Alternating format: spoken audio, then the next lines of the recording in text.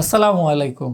আজকে আমরা জানবো আপনারা অনেক সময় যারা ডাক্তারের পরামর্শ ব্যতীত বিভিন্ন রকম যৌন উত্তেজক ঔষধ রাস্তাঘাট থেকে অথবা ফেসবুকের থেকে বিভিন্ন রকম ডিব্বা কিনে অথবা নিজেই ফার্মেসি থেকে নিয়ে খাচ্ছেন, তাদের ভেতরে কিরকম মারাত্মক ক্ষতি হতে পারে অথবা এগুলো থেকে কি দুর্ঘটনা ঘটতে পারে। আমি ডাক্তার আসিফ আনোয়ার, যৌন স্বাস্থ্য এবং সুস্থ বার্ধক্যের বিষয়ে অভিজ্ঞ। আজকে আপনাদের সামনে এই বিষয় নিয়ে বিস্তারিত আলোচনা করব। আমাদেরকে প্রথমেই জানতে হবে যে এই বিষয়ে যদি আপনি লজ্জা করেন, নিজের ভেতরে এই বিষয়গুলো গোপনভাবে রাখেন এবং নিজে একা সিদ্ধান্ত নেন, সেক্ষেত্রে কিন্তু যেকোনো রকম ভুল সিদ্ধান্ত আপনি নিতে পারেন। এজন্য আপনি চাইলে আপনার দোস্ত, বন্ধু বা যার সঙ্গে আপনি খোলামেলা আলোচনা করতে পারেন এমন জ্ঞানী এবং অভিজ্ঞ কারো সঙ্গে কথাবার্তা বলুন। যদি প্রথমেই আপনি ডাক্তারের পরামর্শ নিতে না চান, সেই ক্ষেত্রে আপনাকে কিন্তু ChatGPT বা Google এগুলোও কিন্তু অনেকটা সঠিক রাস্তার দিকেই গাইড করবে। যদিও এগুলোর ভেতরেও বিভিন্ন রকম ভুল বা জটিলতা দেখা দিতে পারে। তো এই ভিডিওতে আমরা ৩ টি ধাপে কথা বলবো। ১ম ধাপে আমরা জানবো আসলে এই যৌন উত্তেজক ওষুধগুলো কী?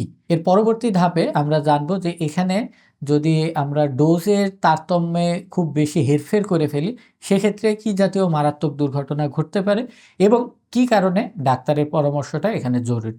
আমরা যে সকল ভিটামিন জাতীয় ঔষধ বা সাপ্লিমেন্ট জাতীয় ঔষধ খেয়ে থাকি, যৌন উত্তেজক ওষুধগুলো কিন্তু এর মতো নয়।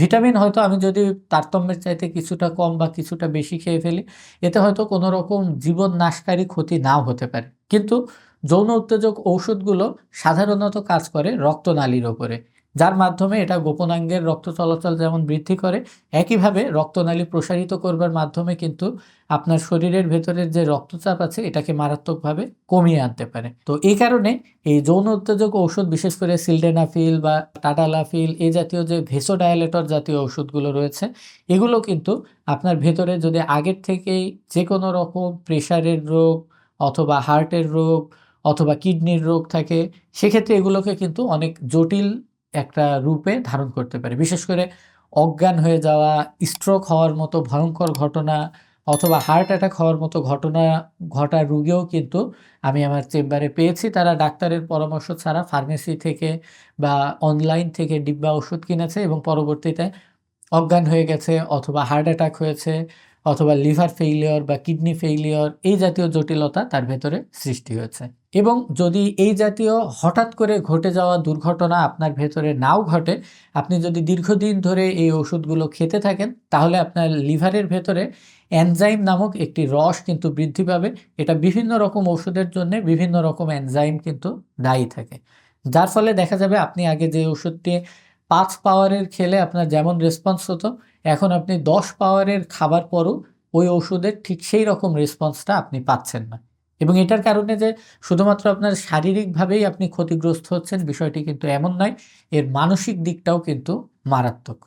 যার কারণে কিন্তু আপনার ভেতরে আত্মবিশ্বাস কমে আসতে পারে এবং আপনি আগে সাধারণভাবে যেমন পারফরম্যান্স করতে পারতেন, সেই পারফরম্যান্সটা কিন্তু এখন আর আপনার ভেতরে নাও আসতে পারে।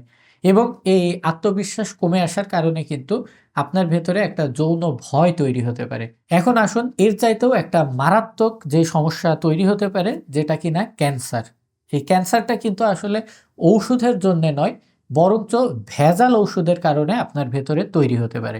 কারণ বিভিন্ন রকম অনলাইন থেকে সার্টিফিকেটবিহীন যে সকল হালুয়া বা ট্যাবলেট আপনারা কিনে খাচ্ছেন, এগুলোর ভেতরে কী জাতীয় কেমিক্যাল ব্যবহার করা হচ্ছে, এটা কিন্তু কোনো রকম বিএসটিআই অনুমোদন বা কোনো রকম স্বাস্থ্যের ঝুঁকি এটা করতে পারে কিনা, এই জাতীয় লং টার্ম কোনো বৈজ্ঞানিক গবেষণা ছাড়াই কিন্তু এগুলো বিক্রি হচ্ছে।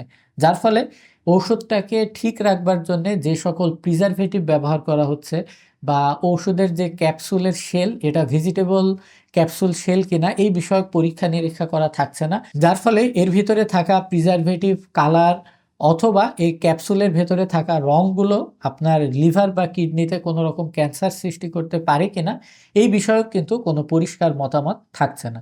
যার ফলে কিন্তু এগুলো দীর্ঘমেয়াদী সেবনে আপনার ভেতরে এই ক্যান্সার হওয়ার মতো মারাত্মক সমস্যা তৈরি হতে পারে। আপনার লিভার নষ্ট হওয়া অথবা কিডনির যে সিকেডি রোগ, এই রোগগুলো হওয়ার কিন্তু সম্ভাবনা দেখা দিতে পারে। তাহলে এখন আসুন আমাদের করণীয় কী? প্রথম করণীয়ই হচ্ছে আপনার ভেতরে যদি কোনো রকম সমস্যা দেখা দেয়, এটা নিয়ে কখনোই আপনি লজ্জা পাবেন না। রোগ কোনো লজ্জার কারণ নয়। রোগ নিয়ে আলোচনা হলেই এর সমাধানের রাস্তা কিন্তু বের হবে।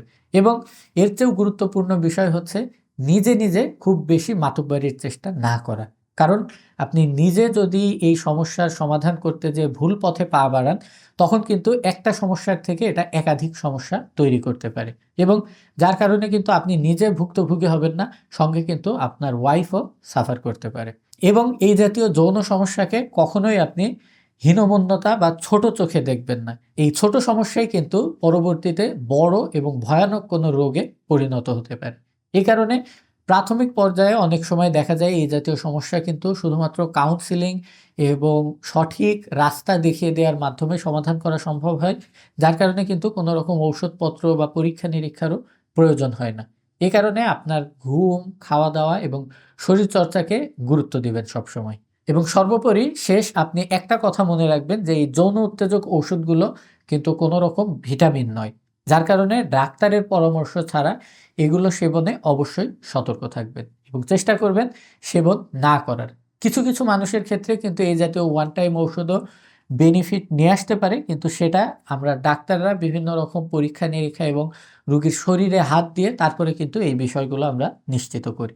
এ কারণে চেষ্টা করবেন নিজের স্বাস্থ্যের দায়িত্ব নিজে নেয়ার এবং নিজেকে সচেতন করার, আপনার আশেপাশে যারা আছে তাদেরকেও সচেতন করার। আল্লাহ হাফেজ।